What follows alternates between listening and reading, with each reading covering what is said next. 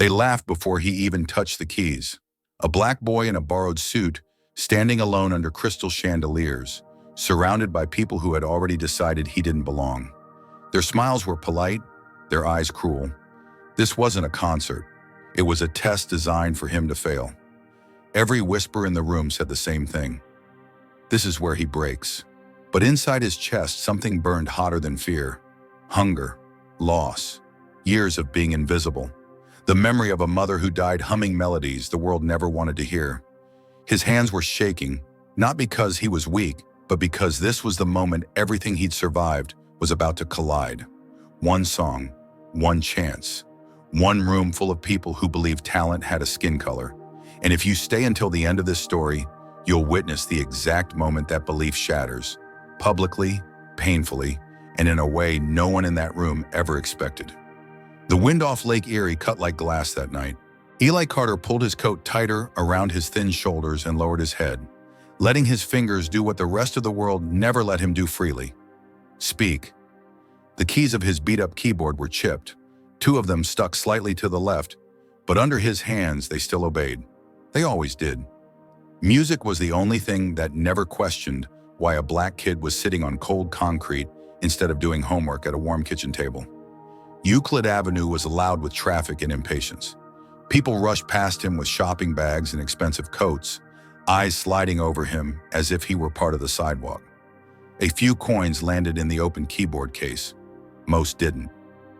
Eli didn't stop playing. He never did. Not when his fingers ached. Not when his stomach growled. Not when people whispered words like sad, poor thing, or worse, nothing at all. Across the street, Whitfield Plaza glowed like another planet. 40 floors of glass and power. Eli knew the building well. The security guards there had warned him more than once not to play too close. Apparently, his music didn't fit the image. That was when the glass doors slid open. Harold Whitfield stepped outside. Eli didn't recognize him at first. He didn't need to. The way people moved out of his path said enough. Harold was tall, silver-haired, dressed in a navy suit that probably cost more than Eli had seen in his entire life. His shoes didn't touch puddles. His eyes didn't touch people. A woman followed him, heels clicking, tablet in hand. Lauren Pierce. Eli had seen her before. She was always walking fast, always tense, always pretending not to notice the guards pushing people away. The music drifted toward them. Harold stopped. "What is that noise?" he asked, his voice sharp and bored. Eli's fingers slipped for half a second. One wrong note. "That," Harold said louder, "is exactly what I'm talking about." People slowed down. A few stopped. Someone lifted a phone. Eli looked up. "I'm sorry, sir," he said quietly. "I'll finish in a minute." Harold laughed. Not amused, entertained. "You call that music?" he said. "That's street noise. You're polluting the air." Eli swallowed. He'd heard worse, but this man wasn't just talking to him. He was talking at him, past him, like Eli was a lesson meant for the crowd. "Do you know where you're sitting?" Harold continued. "This building hosts investors, donors, people who actually contribute something." Eli's hands hovered over the keys. "I'm just playing," he said. "People listen." "That's the problem," Harold replied. "They shouldn't." A ripple moved through the small crowd, some uncomfortable, some curious, some smiling. Harold reached into his wallet and pulled out a crisp bill. $100, he announced, holding it up. "Probably more than you make in a week." Eli's chest tightened. $100 meant food, warm socks, maybe gloves that didn't have holes. "You want it?" Harold asked. Eli hesitated. "I want to play," he said. That made Harold grin. "Perfect," he said. "Here's my offer. Next Saturday, I'm hosting a charity gala. 500 guests, media, donors. The best Cleveland has to offer." Lauren shifted beside him. "Sir?" "You show up," Harold said, cutting her off, eyes never leaving Eli. "And you play something worth listening to. Not this sidewalk sob story." The crowd went silent. "And if you manage to impress even one person," Harold continued, "I'll adopt you." Gasps broke out. Lauren stared at him. "But," Harold added, voice turning cold, "when you fail, and you will, you stay away from this building. Permanently. No more performances. No more begging for attention. Eli felt every eye on him. Black kid, homeless, on trial without asking to be. "Keep your money," Eli said. Harold blinked. "I'll take the challenge." For a moment, Harold looked surprised. Then he laughed. "Saturday, 8 sharp," he said, tossing the bill into the keyboard case. "Try not to embarrass yourself." He turned and walked away. The doors closed behind him. Eli sat frozen. An older black woman stopped beside him and pressed a $5 bill into his hand. "Don't let him shrink you," she whispered. "Men like that think money makes them God."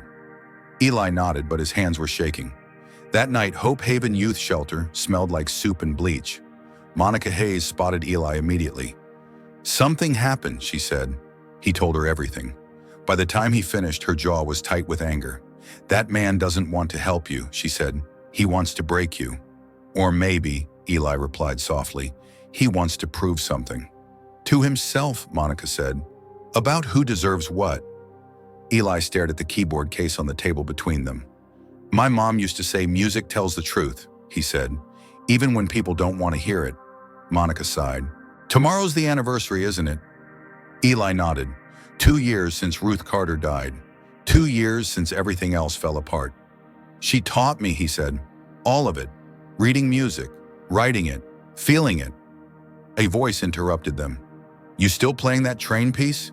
Maya Lewis, small but fearless, smiled up at him.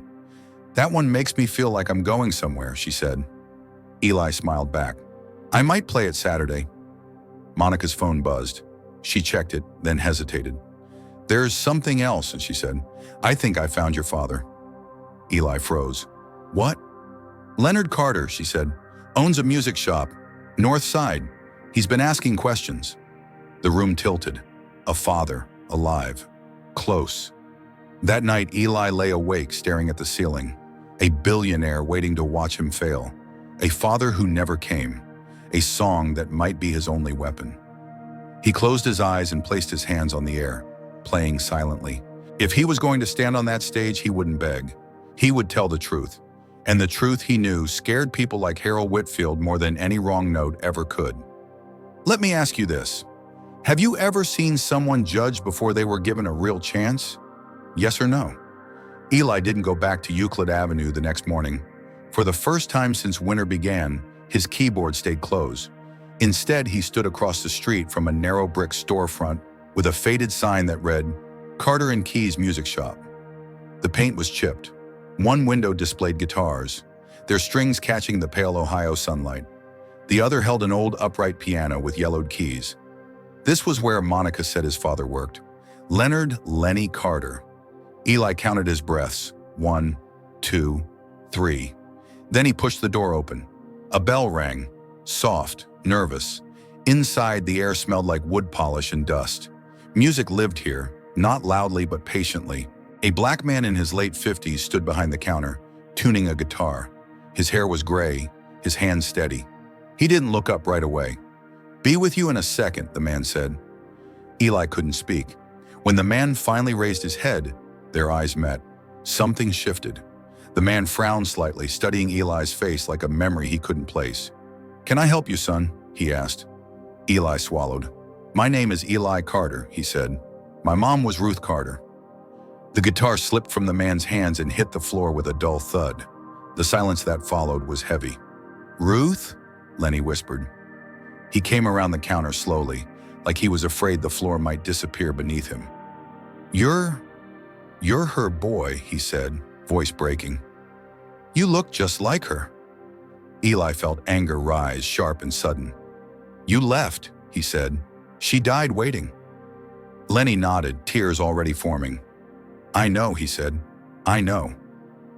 They sat in the back room for nearly an hour. Lenny told him everything. The addiction, the fear, the years he spent trying to find them, the guilt that never slept. Eli listened, arms crossed, heart pounding. "I don't want excuses," Eli said finally. "I just want to play." Lenny wiped his face and stood. "Then play," he said. He lifted the cover off a grand piano in the corner. Not new, not perfect, but real. Eli's fingers touched the keys. The first note filled the room. Lenny closed his eyes. "She taught you," he whispered. That night they worked until Eli's hands trembled. Lenny didn't change the song. He didn't polish it into something safe.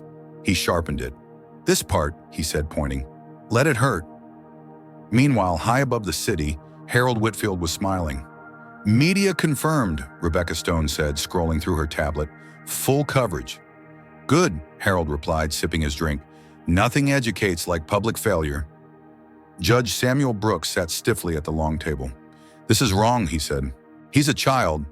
Harold waved him off. "He's a symbol," he said, "and symbols don't get feelings." Lauren Pierce watched silently. Later that night, she sent a message to Monica Hayes. He's planning to humiliate him. Saturday arrived wrapped in golden glass. The Whitfield Grand Hall shimmered. Chandeliers, champagne, laughter that never reached the eyes. Eli waited by the service entrance in a borrowed suit that pinched his shoulders. "Remember," Monica whispered, squeezing his hand. "You're not playing for them." He nodded. Inside, Harold took the stage. "Tonight," he announced, "we celebrate generosity, opportunity, excellence." He smiled. "And a young man who believes talent comes from struggle instead of discipline." Eli stepped forward. The piano loomed. He sat. The first notes were soft, almost innocent. Then the song changed. It grew teeth. The room stilled. The melody twisted, blending grief and defiance, jazz and classical, pain and refusal. Eli's hands moved like they were chasing something only he could see. People leaned forward. Judge Brooks stopped breathing. The music told a story no one wanted to hear. A black child freezing on concrete, a mother humming through pain, a system that called suffering a lesson. When Eli reached the climax, the room cracked. A woman cried out. Someone dropped a glass. Harold's smile vanished. "That's enough," he snapped. Eli didn't stop. He finished on his terms. Silence fell. Then applause exploded. Eli stood and looked straight at Harold. "You wanted me to fail," he said, "because if I didn't, you'd have to admit you were wrong." Harold's face went red. "This was a stunt," he said. "You don't belong here." Judge Brooks stepped forward. "He belongs everywhere," he said. Cameras flashed. Offers spilled out. But Eli raised his hand. "I don't want to be rescued," he said. "I want to be respected." He turned to Harold. "You don't scare me," he said. "Your world does." And that scared Harold more than any note ever could. The room didn't return to normal after Eli left the stage. It couldn't. People stood in clusters, whispering, arguing, staring at the piano as if it might speak again on its own. The Whitfield Grand Hall, usually so controlled, so predictable, had lost its balance. And at the center of that imbalance stood Harold Whitfield, suddenly smaller than the room he owned. Eli waited backstage, his heart still racing, his hands trembling now that the music had stopped. Monica wrapped him in a tight hug. "You did it," she whispered. "You told the truth." "I don't know what I did," Eli replied honestly. "I just played." Leonard stepped closer. His eyes were wet, but his posture was steady. "Your mother would have been proud," he said. "Not because you impressed them, because you didn't bend." A staff member hurried in, breathless. "Judge Brooks wants to see you," he said. "Now." Ekhum. They followed him into a smaller room away from the noise. Judge Brooks stood by the window, hands clasped behind his back. When he turned, his expression was firm but warm. "What happened tonight," he said, "was bigger than a performance." He looked directly at Eli. "You challenged a lie this country tells itself. That talent belongs to those with money. That pain is a personal failure. That a black child has to earn dignity." Eli didn't know what to say. "You shouldn't have had to be that brave," Judge Brooks continued, "but you were." There was a knock at the door. Lauren Pierce stepped in. She looked different now, less polished, more human. "Harold wants to speak to you," she said quietly. "Alone." Monica stiffened. Leonard shook his head. Eli thought for a moment. "I'll go," he said. Harold stood in a private lounge, the noise of the gala muffled behind thick doors. The champagne glass on the table was untouched. "I didn't expect that," Harold said, not turning around. Eli waited. "I thought you'd crumble," Harold continued. "I've seen it happen 100 times." He turned then, eyes sharp but tired. "You made me look like a monster." Eli met his gaze. "You didn't need my help," he said. "You did that yourself." Harold flinched. "For the first time," he said slowly, I realized everyone was watching me, not admiring, judging. He laughed bitterly. That's new. Eli felt no satisfaction, only clarity. You offered to adopt me, Eli said, not because you cared, because you wanted control.